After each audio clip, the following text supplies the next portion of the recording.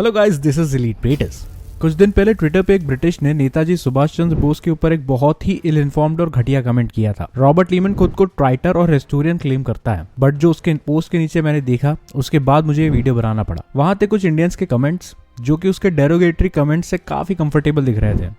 थोड़ा background check करने पर मुझे रॉबर्ट के बारे में ये मिला। रॉबर्ट ने ब्रिटिश आर्मी के फील्ड मार्शल बिल स्लिम्स की मिलिट्री बायोग्राफी लिखी है। इन 2011 इसने एक डिबेट में फील्ड मार्शल स्लिम को as a Britain's greatest general represent किया और इन 2013 इसने ब्रिटेन में होने वाले नेशनल आर्मी म्यूजियम डिबेट में अपना केस बनाया कि वर्ल्ड वॉर 2 में हुई कोहिमा और इम्फाल की लड़ाई was one of the greatest battle of Britain. अब आपको आगे एक झलक मिलेगी क्लासिक ब्रिटिश प्रोपेगेंडा की। मैंने इसके दोनों ही क्लेम्स को इंडिपेंडेंटली फैक्ट चेक किया, जिसपे अवार्ड बटोर चुका है, और पाया कि ये दोनों ही क्लेम्स या तो गलत है या फिर आधे अधूरे ही सही हैं। पहले बीइंग द ग्रेटेस्ट जनरल वाली बात पे आते हैं। इन मार्च 1942 जनरल स्लिम को 14 कोर, जिसे बर्मा कोर भी कहते थे, उसकी कमांड दी गई थी और इसके लिए उन्हें एक्टिंग लेफ्टिनेंट जनरल भी बनाया गया।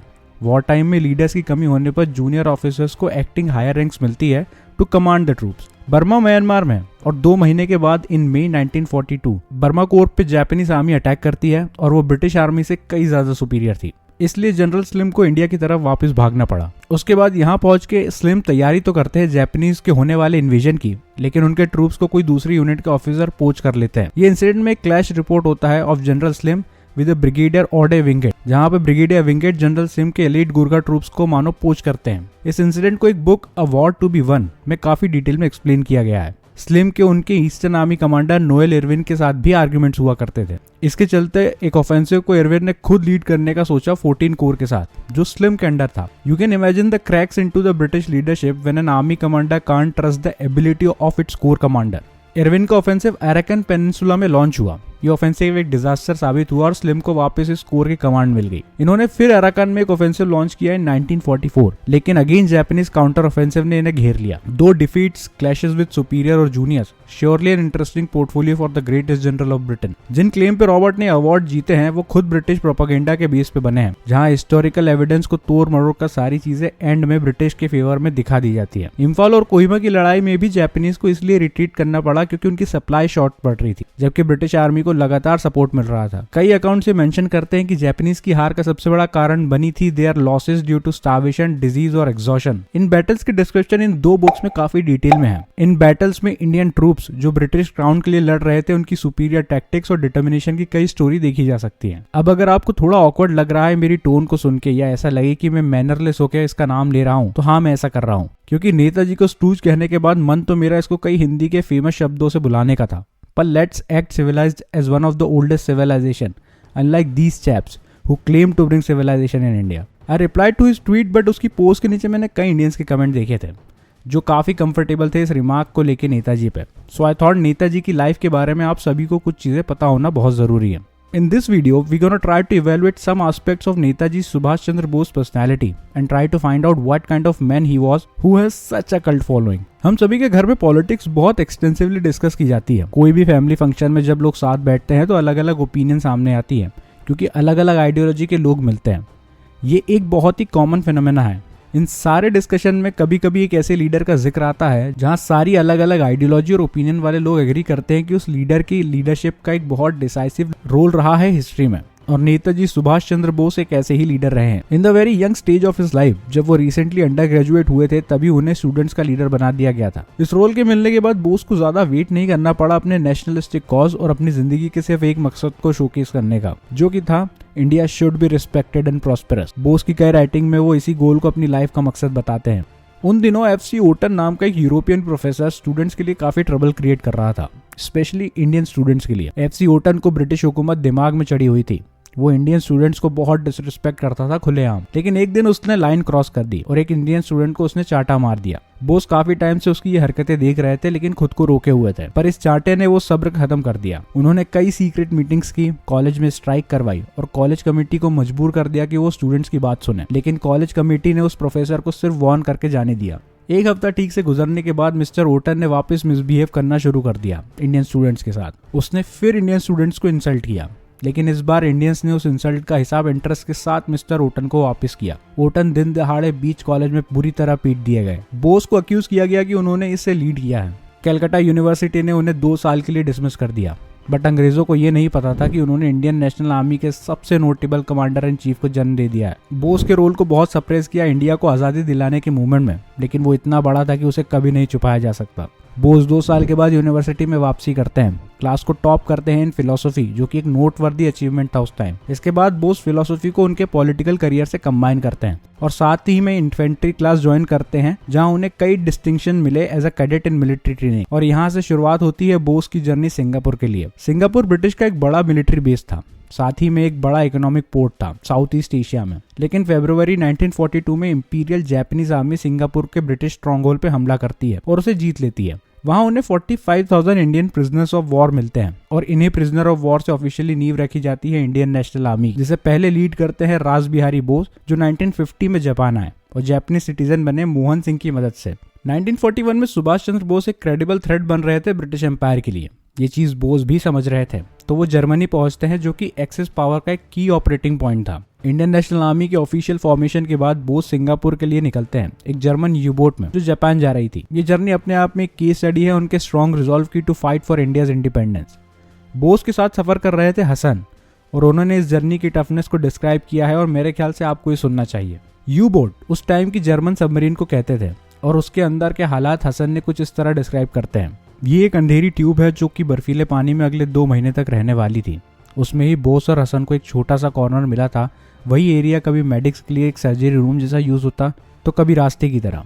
डीजल की गंध हवा में थी और ऐसा लगता था जो ब्रेड वो खा रहे हैं उसमें भी डीजल लगा हुआ है। जो ब्लैंकेट वो ओढ़ रहे थे वो भी डीजल में सने हुए थे। पर बोस अपने दिमाग में स्ट्रगल को इग्नोर करके इंडियन फ्रीडम के उस नए चैप्टर को सोच रहे थे जो गेम चेंजिंग होने वाला था। बोस 1943 में सिंगापुर पहुंचते हैं, जहां वो इंडियन नेशनल आर्मी की लीडरशिप संभालते हैं। और यहाँ होती है बोस की एक स्पीच जो आज भी हर इंडियन को गूज़बम्प दे सकती है। Below the horizon, beyond the streams, behind that forest is our motherland. We are born out of its holy atom, there we have to return. Listen, our India is calling us. The capital of Delhi is our goal. Slavery of India curdles our blood. There is a long road ahead of us. If God wishes, we will drive our way through our opponents, or we shall die martyrs and kiss the dust of the path leads to our motherland. Onwards to Delhi. This is the road to freedom. Bose को constantly miss interpret किया गया, कभी friends के द्वारा तो कभी उनके दुश्मनों के। लेकिन इसमें सबसे घिनौना काम कम्युनिस्ट पार्टी ऑफ इंडिया ने किया, जिन्होंने बोस को कुछ इस तरह से रिप्रेजेंट किया। कम्युनिस्ट की लॉयल्टी ब्रिटेन की तरफ थी, क्योंकि सोवियट्स और ब्रिटिश का कॉज सेम था अगेंस्ट द एक्सेस पावर, और बोस एक्सेस पावर के एक पावर ब्लॉक जापान की मदद ले रहे थे ब्रिटिश को इंडिया से बाहर निकालने में।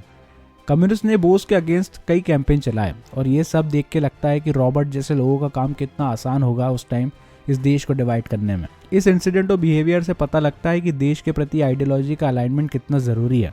नहीं तो दुश्मन सिर्फ देश के बाहर ही नहीं, अंदर भी होते हैं। इसके अलावा बोस को कॉन्स्टेंटली गांधी जी का राइवल बताया गया, लेकिन रिकॉर्ड शो करते हैं कि वो गांधी जी की काफ़ी रिस्पेक्ट करते थे। लेकिन इन दोनों की पर्सनैलिटी और वे ऑफ डूइंग में ज़मीन आसमान का अंतर था। Mister SC. गोही, जो कि उस टाइम एजेंट थे गवर्नमेंट ऑफ इंडिया के, जो कि उस टाइम ब्रिटिशर्स के अंडर थी, वो सिंगापुर में थे जापानीज ऑक्यूपेशन के दौरान। उनके भी बोस को लेके कुछ ऑब्जर्वेशन थे, जैसे बोस बहुत वायलेंटली और एंटी ब्रिटिश थे। बोस एक इंटेंस और सिंसियर पेट्रियट थे। बोस प्रो जापानीज नहीं थे, लेकिन वो जापान को as a dominant power use करके इंडिया को आज़ादी दिलाना चाहते थे ब्रिटिशर्स से। और इसके लिए अनलाइक गांधी वो किसी भी एक्सट्रीम मेजर को अपनाने में पीछे नहीं हटते। लेकिन उनके ऑब्जर्वेशन के हिसाब से बोस क्विजलिंग भी थे। अगर आप डिक्शनरी की डेफिनेशन पे जाएंगे तो इसका अर्थ ट्रेटर लिखा गया है, एक ऐसा व्यक्ति जो दुश्मन के साथ काम करता है। बोस का कैरेक्टर इस पूरी हिस्टोरिकल जर्नी में ऑड्स को डिफाई करने वाला रहा है। और क्योंकि एस.सी. गोही की लॉयल्टी उस टाइम ब्रिटिशर्स के साथ थी, बिकॉज वो as an agent of the government serve कर रहे थे, तो उनके इस ऑब्जर्वेशन का सेंस भी बनता है। आगे आप एक ऐसी चीज़ जानने वाले हैं जो शायद हमें हिस्टोरिकली कभी नहीं बताई गई। बोस और उनकी इंडियन नेशनल आर्मी का समय जापानीज के साथ कुछ बहुत ज़्यादा अच्छा नहीं रहा था। इसे बहुत ध्यान से सुनिएगा, ये एक बहुत important part of our freedom struggle है।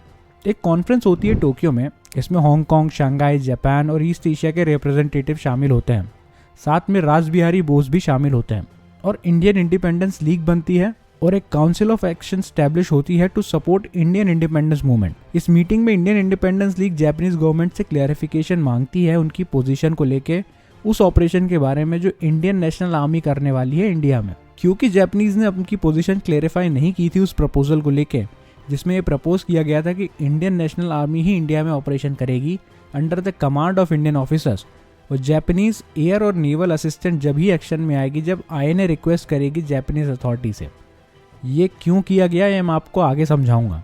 जापानीज ने कहा कि उनका कोई टेरिटोरियल एम्बिशन नहीं है इंडिया में, लेकिन इंडियन इंडिपेंडेंस लीग इससे सेटिस्फाइड नहीं थी। उन्हें इसमें बिट्रेयल की बू आ रही थी। दिसंबर 1942 तक सिचुएशन बहुत बिगड़ गई और फिर इस काउंसिल ऑफ एक्शन ने रिफ्यूज कर दिया आईएनए को आगे बढ़ने देने से, क्योंकि इंडियन इंडिपेंडेंस लीग जापानीज से एक सॉलिड एग्रीमेंट चाहती थी to not to invade India. और ये सब इसलिए हुआ क्योंकि बोस नहीं चाहते थे कि इंडिया जापानीज के हाथों लगे।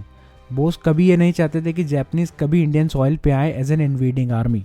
बोस ब्रिटिशर्स और उनकी इविलनेस को थोड़ा कम आंक सकते थे, लेकिन जापानीज की इविलनेस उन्होंने देखी थी और उसके लिए उन्हें कोई डाउट नहीं था। वो किसी कीमत पे जापानीज को इंडिया में नहीं घुसने देना चाहते थे। वो कभी इंडिया को जापान की कॉलोनी नहीं बनने देना चाहते थे। उनके और आईएनए की इस रेजिस्टेंस की आईएनए को भारी कीमत चुकानी पड़ी। Colonel NS Gill of INA arrest कर लिए गए एज अ ब्रिटिश स्पाई और आईएनए की कई वाइटल सप्लाई लाइंस काट दी गई। They faced a very tough time to save India from the brutal invading and looting army of Imperial Japan. In incident से पता लगता है कि कौन किसका स्टूज था and this is the high time India अपनी रियल हिस्ट्री को रिक्लेम करे। आई एम श्योर इससे कुछ सोशल, पॉलिटिकल और इंटरनेशनल डिस्प्यूट्स और प्रॉब्लम क्रिएट हो सकते हैं, पर तोड़े मरोड़े इतिहास के साथ आगे भी कॉम्प्लिकेशन सिर्फ बढ़नी ही है। आई ऑल्सो नो मैंने नेताजी के लेजेंड्स का सिर्फ एक पैराग्राफ आपके सामने रखा है, बट अगर हम इससे सिर्फ एक लर्निंग लेके उसको अप्लाई करें और नेक्स्ट जनरेशन को पास ऑन कर देंगे तो I am damn sure Netaji आज जहाँ भी है हमें ब्लेसिंग जरूर देंगे। For me that learning is India should be respected and prosperous, which was the life goal of my leader and our leader. I hope आपको ये वीडियो इन्फॉर्मेटिव लगा होगा और इससे आपको एक फेयर आइडिया लगा होगा कि what a patriot, visionary and strategic thinker Netaji was. If you find it interesting please like and share this video in those family and friends group जहां आप उन लीडर्स के बारे में डिस्कशन होते देखते हैं जिसका जिक्र मैंने शुरुआत में किया था। Let's make more Indians aware about our heroes. I am Elite Peters. Will see you in the next one. जय हिंद।